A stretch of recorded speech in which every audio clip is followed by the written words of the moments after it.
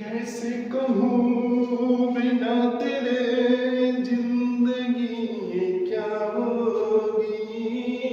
कैसे कहूँ बिना तेरे जिंदगी क्या होगी।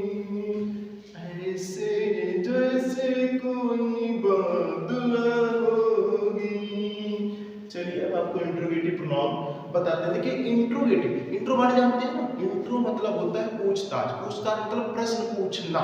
ठीक, बस इतना समझिए। इंट्रोगेटिव मतलब होता है प्रश्नवाचक और प्रोनाउन मतलब होता है सर्वनाम। मैं आपको पढ़ा रहा हूँ पार्ट्स ऑफ स्पीच का सीरीज। ठीक है, अगर आप पार्ट्स ऑफ स्पीच का सीरीज नहीं देखे हैं, शुरू से नहीं पढ़े पार्ट्स ऑफ स्पीच कहते हैं, तो इस वीडियो को डिस्क्रिप्शन बॉक्स में दिया गया है, वहां से नाउन और प्रोनाउन आपको मैं पढ़ा रहा हूँ। नाउन देखिए कह रहा है जो प्रोनाउन प्रश्न पूछने के लिए आते हैं उन्हें हम इंट्रोगेटिव प्रोनाउन कहते हैं। प्रश्न पूछने मतलब जैसे देखो आप पूछते हो ना, एक बात आप लोगों की बहुत अच्छी होती है कि अगर कोई मिल जाता है तो उससे आप प्रश्न पूछते हो नहीं पूछते हो, क्या कर रहे हो, कहाँ जा रहे हो। ठीक है, पूछते हो नहीं पूछते हो। अब किसी नाथ बात रिश्तेदार के यहाँ आप चले जाओ तो आपसे नाथ बात रिश्तेदार प्रश्न पूछते नहीं पूछते, बबुआ कौन सी तैयारी कर रहे हो, क्या कर रहे हैं इस समय, कुछ पढ़ाई लिखाई कर रहे हैं कि नहीं कर रहे। प्रश्न पूछना आपको ऊपर प्रश्न का बौछार कर देते हैं। ठीक है, आप वहां रुकते नहीं, वहां से उठ के भागने लगते हैं। तो चलिए आप तो प्रश्न पूछने वाले कुछ वर्ड होते हैं, जैसे कह दिया हु माने कौन, हु माने किसका। ठीक है, हुज माने किसको। ठीक, इसका विच माने कौन सी या कौन सा। ठीक, व्हाट माने क्या। देखिए ये सब आपके वर्ड है प्रश्न पूछने के लिए। ईटीसी इसके आगे क्या है, ईटीसी इत्यादि भी हो सकते हैं। जैसे हु और हुज का प्रयोग व्यक्तियों के लिए होता है। व्यक्ति माने कोई व्यक्ति है उसके लिए प्रयोग किया जाएगा। आया समझ में। जैसे देखो समझिए आप, मैं बता रहा हूं आपको इंट्रोगेटिव प्रोनाउन। इंट्रो मतलब होता है पूछताछ करना, मतलब किसी से कोई चीज पूछना है। ठीक है, इंट्रोगेटिव प्रोनाउन मतलब होता है प्रश्नवाचक सर्वनाम। मतलब किसी से मतलब कोई प्रश्न जो पूछते हो, जो प्रश्न पूछने वाला केवल वर्ड होता है। ठीक है, जैसे क्या, कौन, कब, कैसे। ठीक है, ये सब आपके होते हैं प्रश्न पूछने वाले वर्ड। इसी को हम बोलते हैं इंट्रोगेटिव प्रोनाउन। बस इतना आप अपने दिमाग में फीड कर लीजिए। ठीक, आइए देखिए अब हम बताते हैं इसका प्रयोग कैसे, मतलब किस तरीके से कहां कहां किया जाता है। देखिए पहला है हु और हुज का प्रयोग व्यक्ति के लिए होता है। जैसे पहला आपका जो एग्जाम्पल है हु इज देयर माने वहां। हु माने देखिए, हु माने कौन, इज माने है, देयर माने वहां। मतलब वहां कौन है, वहां कौन है। अब देखिए ये व्यक्ति के लिए हुआ कि नहीं प्रयोग, मतलब ये व्यक्ति के पूछ रहा है कि वहां कौन सा व्यक्ति है या कौन है। ठीक, आगे देखिए whom do you love, whom do you love। whom माने किसको, do you love मतलब तुम प्रेम करते हो। तुम किसको प्रेम करते हो, कमेंट बॉक्स में कमेंट करके बताना जरूर। ठीक है, तुम किसको प्रेम करते हो, इसका हिंदी है। ठीक, दूसरे दुनिया में मत चले जाना। ऐसा में आगे देखो, तुम किसको प्रेम करते हो। अब किसको प्रेम करने मतलब क्या, ये जो किसको शब्द आ गया ये आपका प्रश्न पूछने वाला वर्ड हो गया कि नहीं हो गया। ये जो होम हो गया आपका प्रश्न पूछने वाला वर्ड हो गया कि नहीं। इसी को हम बोलते हैं आपको इंट्रोगेटिव प्रोनाउन। होम को बोलते हैं हम इंट्रोगेटिव प्रोनाउन। इसको देखिए व्हिच आर दीज बुक्स।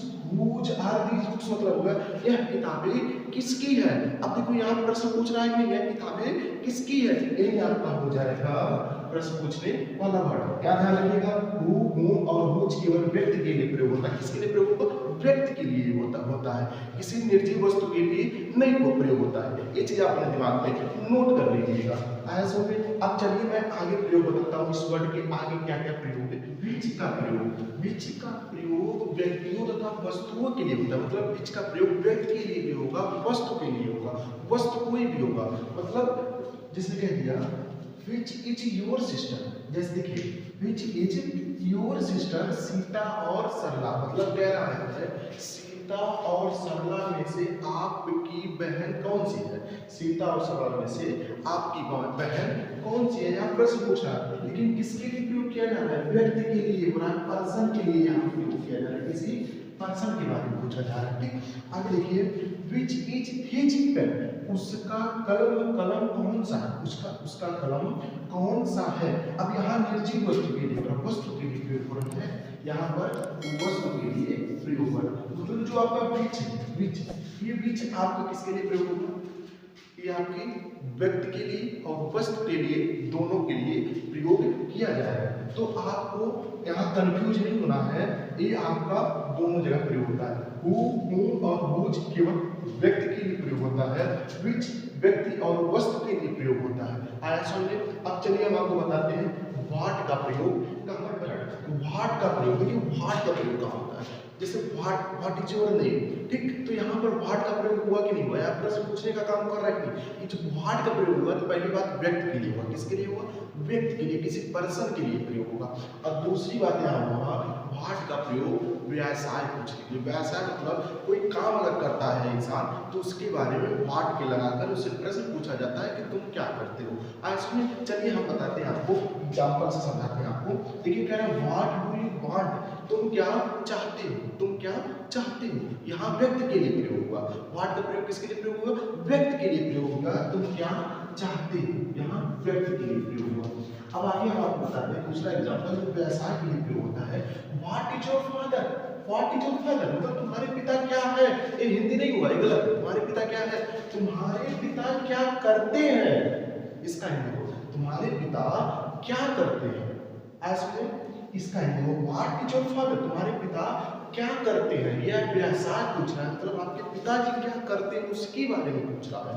ऐसा यह व्यवसाय पूछ रहा है कि आपके पिताजी कौन से व्यवसाय करते हैं। ठीक, मतलब व्हाट का प्रयोग कहाँ कहाँ होता है, पहली बात व्यक्ति के लिए होगा, दूसरी बात आपका व्यवसाय के लिए होगा। ठीक है, ऐसे में आप चलिए आगे हम बताते हैं कुछ नोट में बताते हैं, लेकिन नोट में क्या है इसमें थोड़ा सा ध्यान रखना होगा आपको।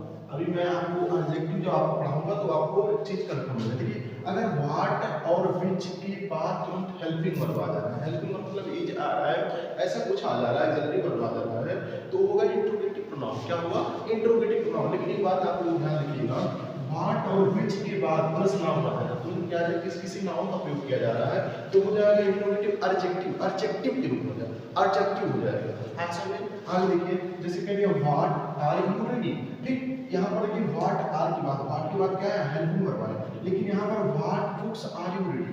ठीक, तो यहाँ व्हाट के बाद क्या आ गया, नाउन आ गया। ठीक, देखिए अब यहाँ पर हम बात करते हैं, पहले एग्जांपल की हम बात करते हैं। अगर व्हाट आर यू रीडिंग मतलब तुम क्या पढ़ रहे हो, तो यहाँ हो जाएगा आपका इंट्रोगेटिव प्रोनाउन। क्या हो जाएगा, इंट्रोगेटिव प्रोनाउन। लेकिन यहाँ पर क्या होगा, what books are you reading, तुम कौन सी किताब पढ़ रहे हो, तुम कौन सी किताब पढ़ रहे हो, वहां पर हो जाएगा आपका एडजेक्टिव हो जाएगा, एडजेक्टिव हो जाएगा। आज सुनो, इन्हीं दोनों में अंतर है, मतलब अगर व्हाट के बाद नाउन आ गया तो ये हो जाएगा आपका एडजेक्टिव। ठीक, तो यहाँ पर मुझे आशा है कि आपको इंट्रोगेटिव प्रोनाउन समझ में आया होगा। तो आप वीडियो को लाइक कर दीजिए, चैनल को सब्सक्राइब कर दीजिए, अपने दोस्तों में सबसे ज्यादा वीडियो को शेयर कर दीजिए। धन्यवाद।